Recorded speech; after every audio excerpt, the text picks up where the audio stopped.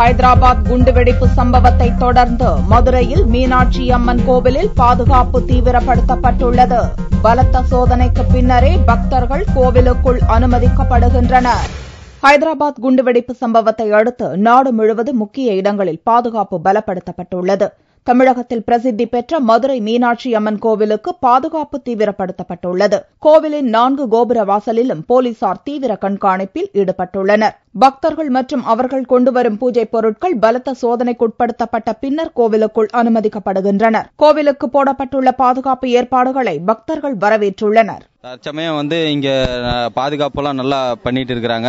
சிரமமா இருந்தாலும் எல்லாத்தையும் செக் பண்ணி கரெக்டா இது பண்றாங்க. பொதுமக்கள் பாதுகாப்புக்காகவும் கோயிலுடைய பாதுகாப்புக்காகவும் இதை இவங்க நல்லபடியா செஞ்சுட்டு இருக்கிறாங்க.